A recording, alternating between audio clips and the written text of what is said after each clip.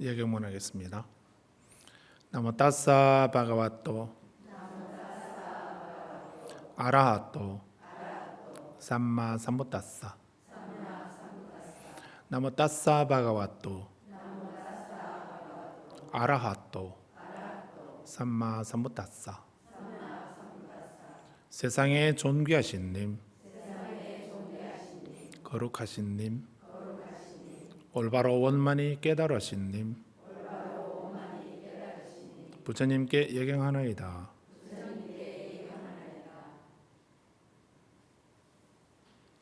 지난 시간에 망갈라 숫다 축복의 경에 있는 계속 말씀드리다가 마쳤습니다. 거기에 대해서 조금 더 이어서 말씀드리고 우리 교재 보도록 하겠습니다. 축복의 경 13번째 개송 보면 감관을 수호하고 청정하게 살며 거룩한 진리를 관조하여 열반을 이루니 이것이야말로 위없는 축복이다 라고 했습니다. 감관을 수호한다 라고 이렇게 했습니다. 감관을 수호하는 데 대해서 지난번에 이제 관세음보살님, 따라보살님에 대해서 말씀을 드렸는데,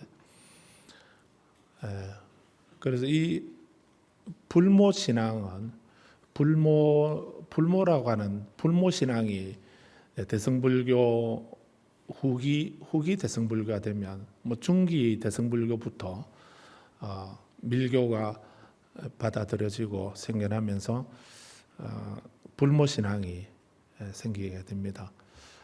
이 불모신앙은 밀교뿐만 아니라 대승불교 시대부터 생겨났다라고 해도 과언이 아닙니다. 그래서 불모라고 하는 말은 부처님은 육신의 부처님, 고타마시 따르타라고 하는 이 부처님의 육신을 낳아주신 어머니는 누구십니까? 마야왕비이지요. 마야대비라 해서 마야왕비라고 합니다. 그런데 이 육신을 낳아주신 어머니는 부처님을 낳으시고 7일 만에 돌아가시게 되죠. 그리고 이제 이모이신 마하파사파티 부인이 이제 왕비가 되어서 부처님을 고다마 시타르타를 키워주게 되죠. 그런데 스카모니 불 이렇게 하게 되면 스카모니 불은 스카모니라고 하는 말이 그 보배경에 보면 까얌 비라감 아마땀 빠니땅 야다짜가 사키야무니 사마히토 나때나 담메나 사마티끼인지 이담 비담메 라따남 바니땀 에때나 사쩌나 스와띠호뚜 이렇게 되어 있습니다. 여기서 사케아족의 성자가 삼매에 들어 성취한 지멸과 소멸과 불사와 성묘 이 사실과 견줄 만한 것은 아무것도 없다. 부처님 가르침 불법성할 때 법보에 가르침 안에야말로 이 훌륭한 보배가 있으므로 이러한 진실로 인해서 모두 행복할지니라 이렇게 했는데 여기에서 사케아족의 성자가 야다자가 사케아무니 사마히토 사케아무니 이래 나오지요. 팔리어로 사케아무니 산스크리트로 스카무니. 그래서 우리가 스카무니 불 이렇게 할 때 스카무니라는 말이 초유경전에 보배경에서부터 일찍이 등장하고 있다는 걸 알 수가 있습니다. 의미는 사케아족의 성자 이렇게 번역해놨죠. 사케아족의 성자가 삼매에 들어서 성취한 것이 4가지 지멸, 소멸, 불사, 성묘 이렇게 했다는. 그런데 여기서 스카족의 성자, 부처님은 스카족의 성자라고 이렇게 말씀한 겁니다. 그래서 이런 스카족의 성자, 스카모니 할 때 사케아무니, 스카라고 한문으로 엄사해서 스카모니 우리 이렇게 하지 않습니까? 스카는 스카족이라는 종족 이름이고 모니는 이제 원어는 무니라는 말인데 한자로 엄사해서 모니라고 읽고 있습니다. 그래서 모니라는 말은 성자라는 뜻입니다. 스카모니라는 말은 스카족 출신의 성자이신 진리를 깨달으신 분 이렇게 하게 되면 스카모니 불 이렇게 되는 거거든요. 그럼 이 스카모니 불은 누가 낳았는가? 고다마 시다르타는 마야 왕비가 낳으셨지만 스카모니 불은 누가 낳았는가? 이렇게도 생각할 수 있겠죠. 마야 왕비가 스카모니 부처님을 낳은 건 아니죠. 엄격히 따지고 보면은 그냥 고다마 시다르타라고 하는 이 육신을 낳아주신 어머니이긴 하지만, 만약에 이 고다마 시다르타 왕자가 출가를 하지 않고 또 출가해서 수행을 하지 않았다면, 또 진리를 깨닫지 않으셨다고 한다면 부처님이 되지 못하셨던 거죠.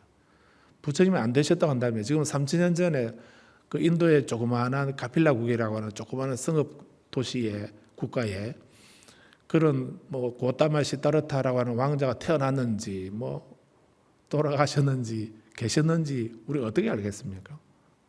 그런데 그분이 그 작은 나라에 태어났지만 출가를 하시고 수행을 하시고 진리를 깨달아서 깨달음을 완성하시고 우리에게 그 진리의 복음을 우리에게 전해주셨기 때문에, 그래서 우리는 그분을 위대한 스승으로 생각해서 지금까지 우리가 귀의 대상으로 이렇게 하지 않습니까?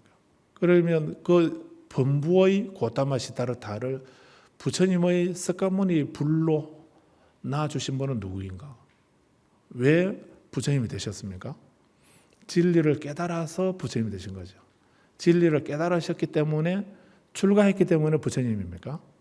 그냥 출가해서 독신으로 거친 삶을 살아가는 이런 사람들을 인도에서는 뭐라고 한다 했습니까? 사문이라 한다 했습니다. 이 사문, 쉬라마나 또는 사마나 이렇게 하는 걸 한문으로 모래사자 문문자 사문 이렇게 하는 거거든. 이 사문이라고 하는 말은, 사마나라고 하는 이 말은 궁핍하고 힘든 것을, 그런 삶을 참고 견디면서 살아가는 사람을 인도에서는 사문이라 이렇게 한 겁니다. 음식을 얻어서 먹고, 그리고 옷은 누더기 천을 주워서 만들어 입고, 그리고 잠은 나무 아래서 잠을 자고, 그러면서 해탈을 얻기 위해서 수행하는, 고행을 하는 이런 사람들, 그런 사람을 인도에서는 사문이라고 한 겁니다. 부처님이 그 사문 중에 한 분이었기 때문에 우리가 귀하는 겁니까? 그건 아니거든요. 그렇다면 지금 인도에도 사문들이 많이 있습니다. 근데 그분은 우리들이 공경할 수는 있어도 귀의 대상은 아니죠. 우리는 불자님들은 아무 데나 가서 엎드리면 안 됩니다. 아무 데나 가서 엎드리면 안 됩니다. 사람들은 두려움을 두려워해서, 법구경에 그런 말씀하고 있습니다. 사람들은 두려움을 두려워해서 산이나 숲이나 바위나 이런 데 가서 엎드리면서 복을 빈다라고. 그런데 법국에서 부처님 분명히 말씀하시기를, 그런 것은 결코 우리들의 귀의 대상이 아니다. 산이나 바위나 뭐 나무나 강이나 다 우리는 그런 것에 엎드려서 뭘 빌지 않습니까? 그런 것은 우리들의 귀의 대상이 아니다. 예경의 대상이 아니다. 왜 귀하지 말라 했는가?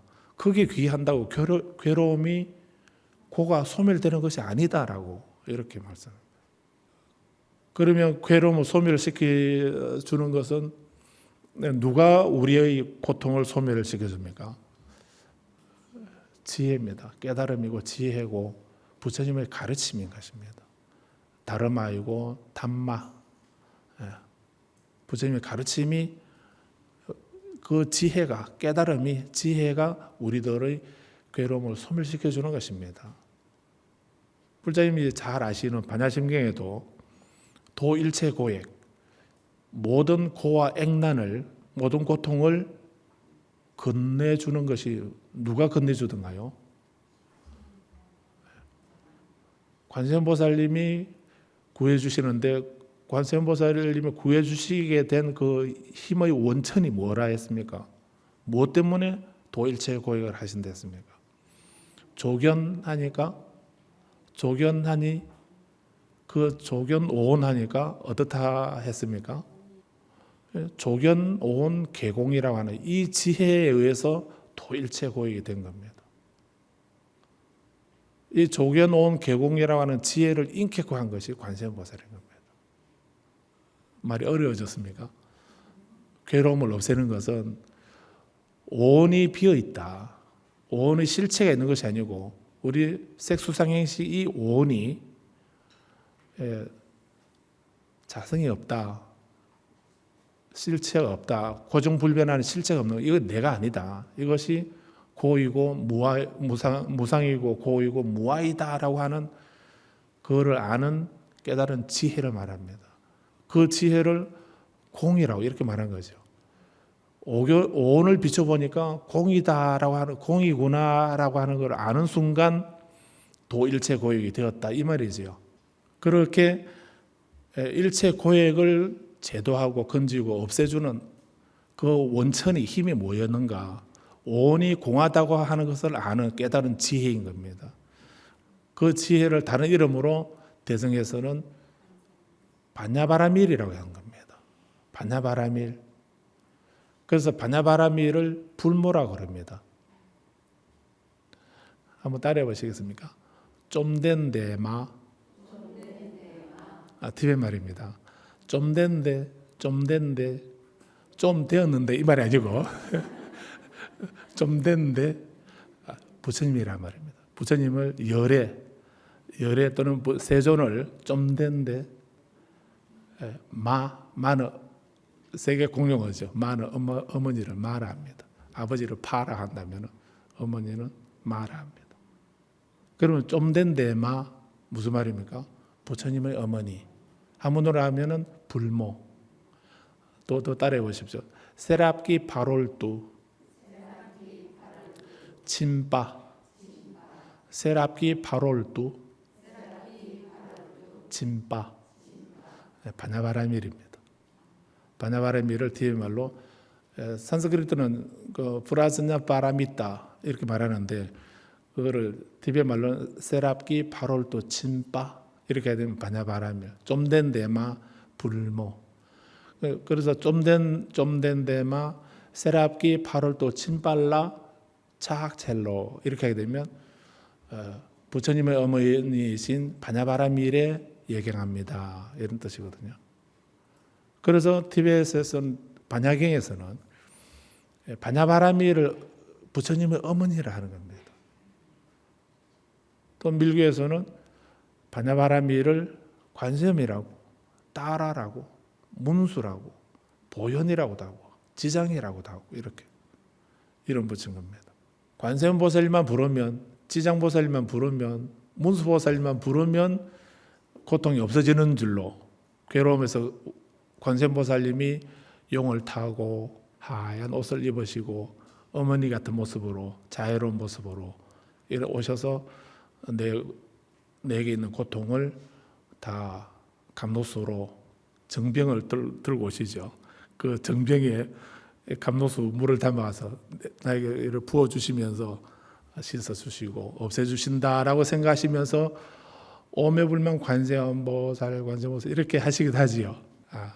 그래서 우리가 그 관세음보살이 실제로 그런 관세음보살님이 따로 계셔서 그분이 오셔서 나를 구제해 주시겠지라고 이렇게 하는 것은 작은 믿음이고, 온전한 믿음은 그 관세음보살은 바로 조견오온해서 오온을 비춰볼 때 그것이 공하다라고 아는 무상과 고와 무아를 아는 그 깨달음, 그 지혜를 말하는 겁니다. 그래서 내가 연부를 하거나 주력을 하거나 참선을 하거나 명상을 하거나 어떤 수행을 하더라도 그 수행을 하는 것은 내 마음속에 그런 지혜를, 그 실상을 바로 보는 그 지혜를 얻기 위해서 하는 것입니다. 그 지혜를 얻어서 우리는 그 지혜를 얻게 되면 그것의 공능이 어떤 효용이 있는 겁니까? 그 지혜로 우리는 뭘 하자는 것입니까? 바로 감관을 수호하는 것입니다. 내 감관을 수호하는 겁니다. 내 눈을 잘 다스리는 겁니다. 내 귀를 잘 다스리는 겁니다. 우리는 바깥 정보를 받아들이는 눈으로 보지요. 귀로 듣고 코로 냄새 맡고 이렇게 바깥 정보를 다 받아들여서 말을 할 때는 어떻게 몇 군데로 얘기합니까? 그러니까 두 눈으로 보고 두 귀로 듣고 두 코로 냄새 맡고 온몸으로 감각하고 이렇게 말하면서 말을 할 때는 그걸 내가 내 것으로 만들어서 받아들여서 표현할 때는 그냥 그 입으로만 한 입으로만 말하는데 근데 이상한 사람이 한 입으로 두 말하는 사람도 있죠.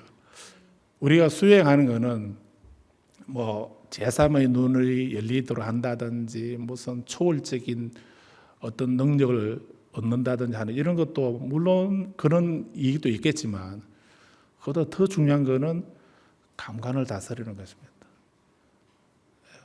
보면 보는 대로, 들으면 듣는 대로, 느끼면 느끼는 대로 이렇게 다 하는 것이 아니라 그런데 끄달려 다니는 것이 아니고 그거를 절제하고 조절하는 거. 인욕할 줄 알고, 인욕할 때 인욕할 줄 알고, 노력할 때 노력할 줄 알고 하는 그렇게 우리 감관을 조절하는 거. 그게 수행의 이익인 겁니다.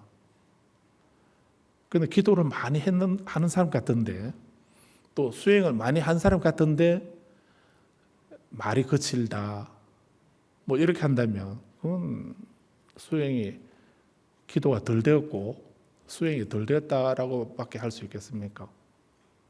그렇게 우리가 어떤 수행을 하고 기도를 하고 정지를 하고 나면은 뭐 특별한 뭐가 나타나는 걸로 이렇게 생각하시는지 모르겠지만 그런 나타날 수도 있겠지만 그보다 더 중요한 거는 본인이 달라져 있어야 되고 뭐가 달라지는가? 말이, 행동이, 생각이 섬세하고 고요하게 여기 말로 바꾸면은 감관이 잘 수호되어 있는 그 산티데레바 보살 말씀으로 바꾸면은 인욕을 하는 그런 단계로 바뀌어져 있는 그게 가피고 성취죠. 그리고 청정하게 살며 거룩한 진리를 관조해서 열반을 이룬다. 저는 이 죽보의 경우 볼 때마다 이 13번째 이 개송이 불교 부처님 가르침의 핵심입니다.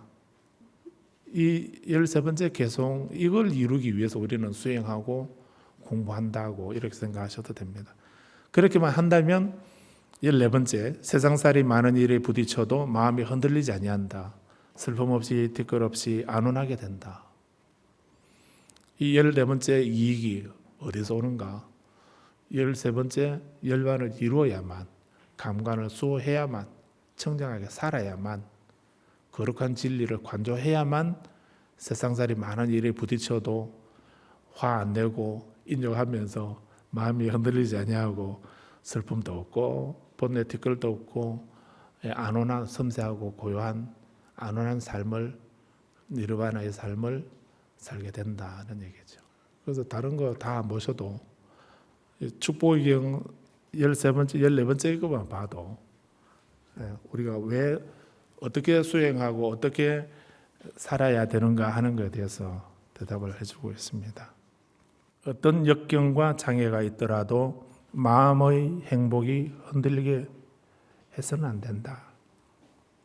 근심하고 걱정하는 마음으로는 희망을 이루지 못할 뿐더러 도리어 선행도 시들게 한다. 그래서 이 보살의 행동 개송을 읽어볼 때마다 저는 그 티베트의 빠뚤 림포체가 공부하신 것이 늘 생각이 나서 그래서 빠뚤 림포체가 개송을 하루에 한 개송만 공부하신 이유를 읽을 때마다 생각이 납니다. 많이 읽고 지나가는 게 중요한 게 아니고 이 개송 하나하나가 한 개송이 하나의 법문이죠. 그리고 우리는 일생을 두고 이 개송대로 할 수 있도록 노력해야 되고 공부해야 되겠죠. 어떠한 역경과 장애가 있더라도 마음의 행복이 흔들리게 해서는 안 된다. 우리는 삼보에 귀한 우리 불자는 뒤에 나오게 됩니다만은 생명의 목숨의 재난이 있어도 그 믿음을 포기해서는 안 된다. 마음이 흔들려서는 안 된다라고 이렇게도 말씀했습니다. 그래서 우리에게 어떤 역경과 장애가 일어나더라도 그 믿음에 그 신심에 동료가 있어서는 안 되죠. 그런 동료가 있어서는 안 됩니다. 그래서 우리는 믿음이 미약해서, 신심이 미약해서 우리 마음들이 잘 흔들리기도 합니다. 그래서 조그마한 장애만 있고 장애만 생겨도 금방 흔들리는 것이 우리들의 미약한 믿음이기도 하고 그런데요. 그 믿음이 흔들리지 않을 수 있는, 마음의 행복이 흔들리지 않을 수 있는 그런 확신, 그런 신념을 갖도록 해야 합니다. 근데 근심하고 걱정하는 마음으로는 희망을 이루지 못할 뿐더러 도리어 선행도 시들게 한다. 그래서 역경과 장애가 있을 때 근심하고 걱정하고 왜 안 되는가 한탄하고 원망하고 이렇게 한다 해서 문제가 해결이 될 것 같으면 우리는 도시락 싸다니면서라도 할 수 있겠죠. 잠을 안 자고 그렇게 해야 안 되겠습니까? 근데 그거는 우리의 원인을 모르고 원인의 그 원인과 조건을 알지 못하고 그 결과만 가지고 근심하고 걱정하는 마음을 갖게 되면 희망을 이루지 못할 뿐더러 도리어 가지고 있는 선행도 시들어 버리게 만드는 그런 요인이 된다는 얘기입니다. 그래서 우리는 어떤 수행을 하더라도 우리에게 어떤 장애가 있고 어떤 역경이 부닥친다 하더라도 그 어떤 결과에 일희일비하지 마시고 그거를 되돌아보면서 이런 결과가 왜 생겼는가, 무엇 때문에 생겼는가 하는 그 원인을 찾아서 그 원인을 제거하는 그런 지혜를 갖도록 해야 하면 됩니다. 단지 왜 내가 이런 고통을 받아야 되고 왜 나는 나 혼자만 불행해야 되고 버림을 받아야 되는가 이런 식으로 원망하고 한탄하고 근심하고 걱정하고 고민하고 그렇게 밤을 지새워 봐야 문제는 해결되지 않습니다.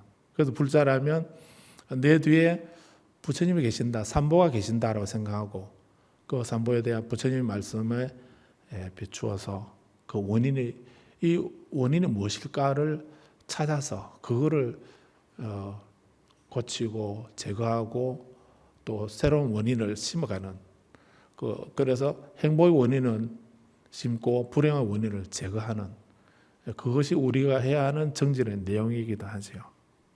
10번째 개송에 만약 개선할 수 있는 일이라면 무엇 때문에 낙담하는가? 아주 좋은 말을 하셨습니다. 어려운 말씀은 아니죠. 그런데 우리는 어떻게 하고 있습니까? 개선할 수 있는 일인데도 낙담하고 있죠. 무엇 때문에 어려움이 생겼습니까? 내가 화를 내어서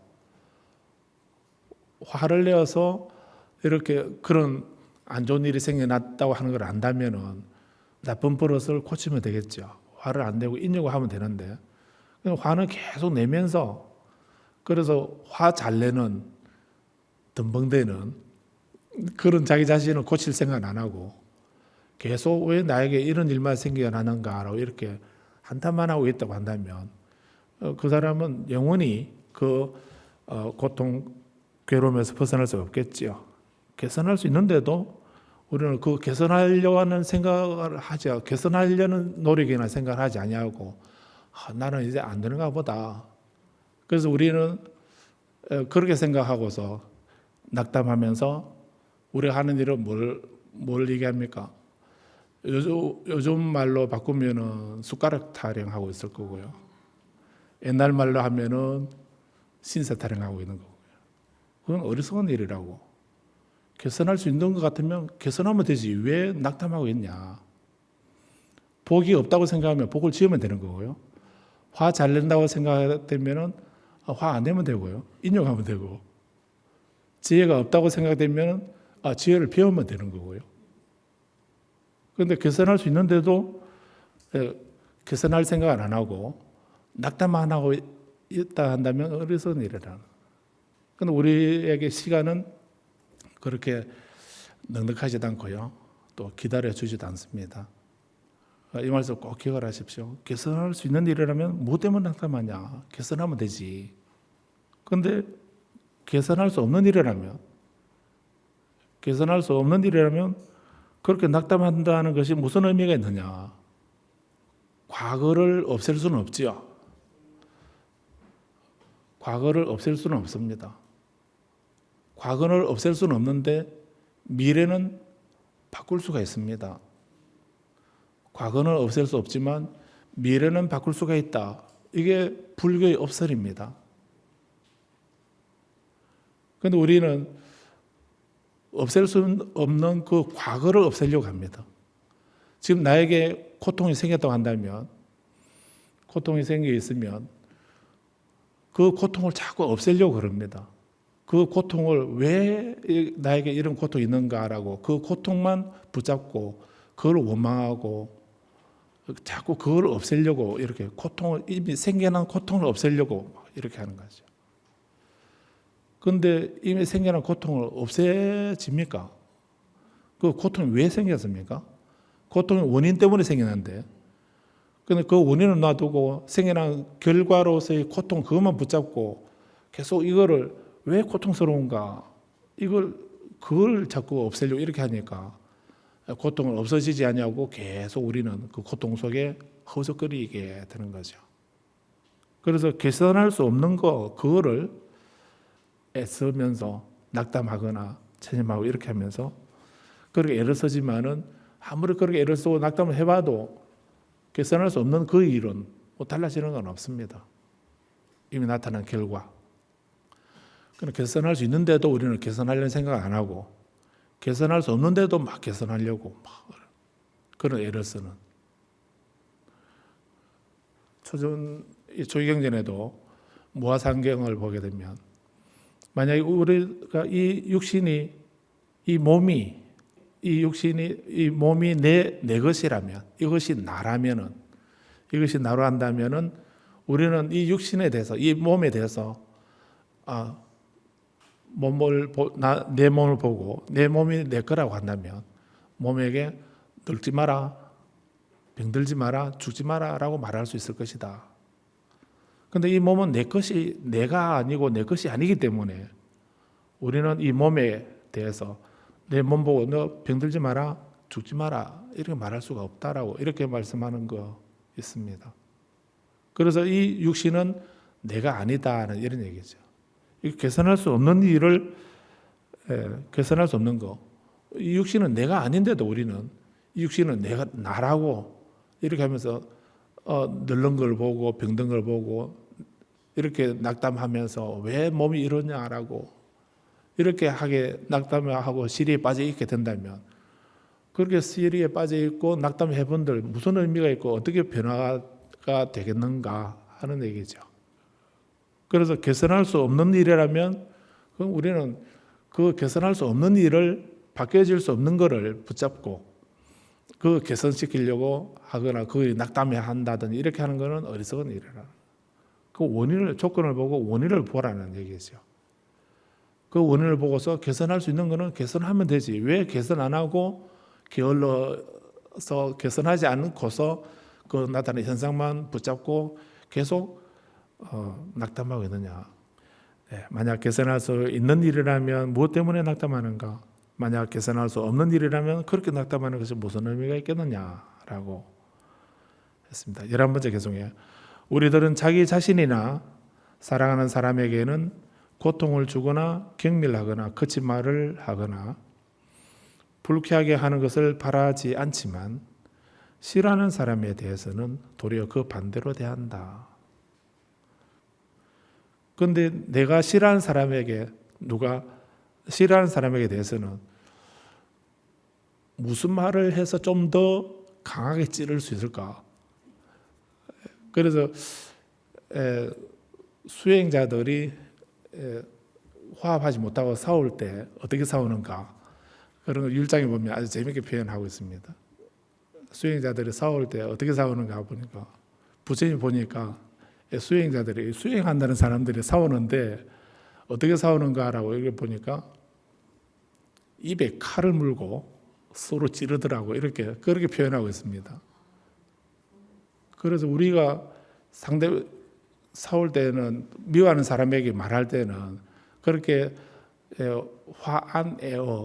화평한 얼굴에 사랑스러운 말을 하고 이렇게 하는 것이 아니고, 그런데 내가 싫어하는 사람에게 대해서는 또 어떻게 말하면 좀 더 상대방 가슴을 후벼 파거나 찌르거나 이렇게 하려고 그런 말을 최대한 발굴해가지고 그런 말을 쓰지요. 거기다가 그 액센트까지 넣어가지고 그게 보통 사는 건 아닙니까? 그런데 그런 우리들의 모습을 부처님의 경전에 수행자들이 입에 칼을 물고, 실제로 그렇게 하는 게 아니고요, 입에 칼을 물고 상대방을 찌른다. 그만큼 싫어하는 사람에게 대해서는 어떻게 말하면 좀 더 자극을 주고 더 고통을 줄까, 그런 거를 생각해서 하는 말이, 그런 것이 우리 말로 나타났을 때 경전에는 그렇게 율장에서는 입에 칼을 물고 상대방을 찌른다라고 이렇게 표현했지만, 우리는 그렇게는 안 하지만 어떤 식으로 나타납니까? 우리에게는, 불자님들에게는 일상적으로 욕이라고 하는 말로 욕으로 나타나는 거죠. 그런데 불자님의 아이들, 우리 학생들, 뭐 초등학교나 중학생이나 우리 어린 아이들 평소에 그 대화하는 거를 그 법에 걸리는 거지만 살짝 녹음을 한번 해보십시오.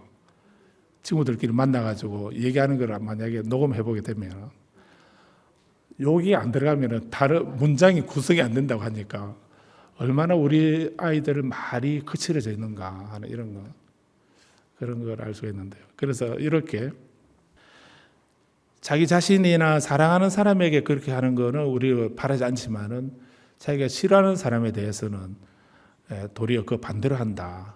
어떻게 하면 고통을 주고 또 경멸할 수 있고 또 거친 말을 할 수 있는가, 최대한 거친 말을 해서 상대방의 그 폐부를 찌르는 뭐 그런 말을 골라서 하는, 이런 게 일반 사람들의 모습이라는 얘기죠. 그래서 우리는 불자는, 수행자는 그래서는 안 된다 하는 의미이겠습니다.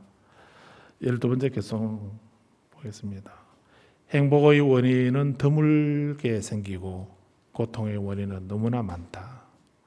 하지만 고통이 없으면 출리심도 생기지 않나니 그러므로 마음이여 고통을 참으며 확고부동하여라. 행복의 원인은 드물게 생기고 고통의 원인은 너무나 많다. 우리 반대가 되면 좋은데, 그건 우리들의 모습은, 우리의 상황은 이렇죠. 행복의 원인은 드물게 생기고 고통의 원인은 너무나 많습니다. 바로도 태도를 보게 되면은 삶은 짧아 겨를도 없고 사이는 무수하다. 그래서 우리들의 인생은 시간은 너무나, 사실 너무 짧은데, 길어봐야 100년 아닙니까? 영겁에 비춰보면 100년은 찰나가 아니죠. 이렇게 우리의 삶은 짧아서 겨를이 없다. 뭐 주저하고 망설이고 뭐 고민하고 걱정하고 이렇게 시간 보낼 겨를이 없다는 겁니다. 그런데도 사이는 무수하다. 우리를 죽게 만드는 원인은 수없이 많다. 그래서 죽음에 대한 자긍심이 없다고 한다면, 내가 그런 그 자긍심을 가지고 있지 못하다고 한다면 지금 내가 살아있다고 하는 것이 무슨 의미가 있느냐, 그런 뼈아픈 말씀을 하고 있습니다. 그렇듯이 이렇게 우리는 행복의 원인은 드물게 생기고 고통의 원인은 너무나 많다, 이렇게 했습니다. 그런데 고통이 없으면 출리심도 생기지 않는다. 그러므로 마음이여 고통을 참으며 확고부동하여라 라고 이렇게 했습니다. 고통의 원인은 너무나 많은데, 그런데 사실 우리가 수행의 입장에서 본다면 고통이 없으면 출리심도 생기지 않는다. 쫑가바 대사께서, 쫑가바 대사는 티베트의 14세기 말에 계셨던 제2의 부처님이라고 하는 람님의 성자이십니다. 보르도 차제의 성자라고 할 수 있습니다. 쫑가바 대사가 우리가 수행하는 데 있어서 가장 중요한 것이, 아까도 말씀드렸다시 수많은 수행 방편이 있는데 그 수행의 핵심을 세 가지로 요약한 게 있습니다. 그것을 삼종요도, 세 가지 수행의 요점, 이 말입니다. 티베트말로 남조 남솜 이렇게 말하는데요. 거기에 많은 수행이 있지만은 그 수행의 핵심은 세 가지다 이렇게 말씀하겠습니다. 그 중에 첫 번째가 출리심이라고 했습니다. 첫 번째가 출리심이고 두 번째가 우리가 공부하는 입보살 행론에서 말하는 주제 보리심입니다. 두 번째는 보리심이고 세 번째는 무아 공성을 깨닫는 지혜다라고 이렇게 말씀했습니다. 이 세 가지 출리심과 보리심 그리고 공성을 깨닫는 정견 올바른 견해 그것이 수행의 세 가지 요점이다라고 이렇게 했습니다. 그런데 사실은 고통이 많긴 한데 행복의 원인은 드물고 고통의 원인은 많긴 하지만 사실은 우리에게 고통이 없다고 한다면 우리 마음속에 수행의 가장 중요한 첫 번째 출리심 안 생긴다는 것입니다. 절에는 누가 다니는가? 등 따뜻하고 배부른 사람은 절에 안 온다 했습니다. 누가 다니는가? 답답한 사람이 절에 갑니다. 뭔가 어떤 목표를 이루고자 하는 원이 있을 때 그런 사람이 절에 다니죠. 고통이 없으면은 그 고통에서 벗어나고자 하는 생각을 가지지 않는다는 것입니다. 그래서 우리가 고통이 많다고 하는 것을 원망할 것이 아니라 이 고통을 계기로 내 마음속에 출리심이 생기게 한다면 그건 바로 해탈의 첫걸음이다라고 할 수 있겠죠. 출리심에 대해서 다음 시간에 좀 더 말씀드리겠습니다. 오늘 여기까지 하겠습니다. 합장하시고 부처님 가르침대로 실천하는 수행으로 존귀하신 부처님께 예경하나이다. 부처님 가르침대로 실천하는 수행으로 고귀한 담마에 예경하나이다. 부처님 가르침대로 실천하는 수행으로 수승한 성가에 예경하나이다. 부처님 가르침이 오랫동안 머물기를 기원하나이다.